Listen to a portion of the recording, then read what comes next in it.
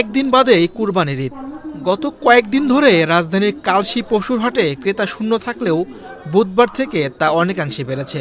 ক্রেতারা আসছেন, হাঁটছেন, করছেন দরদাম, কেউ কিনছেন আবার কেউ ঘুরছেন। তবে গরুর দামে খুশি অনেক ক্রেতা, আবার কেউ কেউ বলছেন বাজেটের নাগালে নেই। আমি যে গরুটা কিনছি এটা কিনছি 1,71,000 টাকা দিয়ে, তবে অন্য অন্য বছরের তুলনায় মনে হচ্ছে একটু দামটা কমই এবার।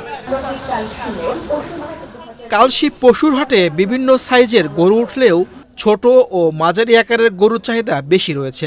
নতুন সেনোরা গাইনোকোলজিক্যাল সোসাইটি দ্বারা স্বীকৃত নিরাপদ সুগন্ধিমুক্ত স্যানিটারি ন্যাপকিন সেনোরা। 1 লাখ টাকার মধ্যে যেসব গরু পাওয়া যাচ্ছে সেসব গরু বেশি বিক্রি হচ্ছে, ফলে তুলনামূলকভাবে এসব পশুর দামে স্বস্তি দেখছেন ক্রেতারা। অন্যান্য বছরের তুলনায় এবারে রাজধানীর পশুর হাটগুলোতে পশু সরবরাহে ঘাটতি নেই। শুরুতে ক্রেতা সংখ্যা কম থাকলেও কুরবানি ঈদের শেষ সময়ে এসে পশু কিনছেন ঢাকাবাসী। এছাড়াও এবছর ভোগান্তি নেই বলেও দাবি করছেন তারা। গরু আমি মেলা কয়েকটা দেখছি, দেখার পর কয়েকটা দাম ঠাম করছি। আমি এগুলো দেখছি, এগুলো দেখে আমি 1,60,000 চাইছে, আমি 1,40,000 দিয়ে কিনছি, 1,40,000 টাকা দিয়ে কিনছি গরু। আমার মনে হয় গত বছর তো এবার একটু কমই মনে হয়।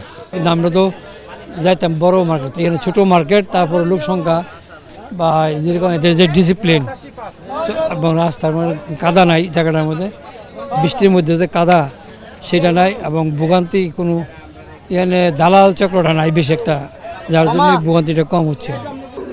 অন্যান্য জেলার চেয়ে সবচেয়ে বেশি রাজবাড়ির ব্যবসায়ীরা এসেছেন এই কালশীর পশুর হাটে। পশু নিয়ে বেশি দিন থাকতে হচ্ছে না এসব ব্যবসায়ীদের। পশুর চাহিদা এবং দাম নিয়ে সন্তুষ্টি প্রকাশ করেছেন তারা। 5টা নিয়েছিলাম, 3টে বিক্রি করছি। দাম মোটামুটি ভালো। একটা বিক্রি করছি 1,72,000, আর একটা বিক্রি করছি 1,32,000, আর একটা 1,32,500। গরু আনছিলাম 15টা, বিক্রি করছি আপনার 9টা আর 6টা আছে। দাম তুলনামূলকভাবে মোটামুটি আছে, আলহামদুলিল্লাহ, একবার খারাপ না। মাঝারি সাইজের গরুর চাহিদা বেশি, 1,40,000-45,000 এগুলো গরুর সবচেয়ে চাহিদা বেশি। পশুর হাটে নিরাপত্তা নিশ্চিতে কাজ করছে আইন শৃঙ্খলা রক্ষাকারী বাহিনী। এছাড়াও প্রতিটি পশুর হাটে লাগানো হয়েছে সিসিটিভি ক্যামেরা। নকল টাকা চিহ্নিত করতে বসানো হয়েছে বিভিন্ন ব্যাংকের বুথ। মীর হোসেন সরকার, বাংলাদেশ প্রতিদিন।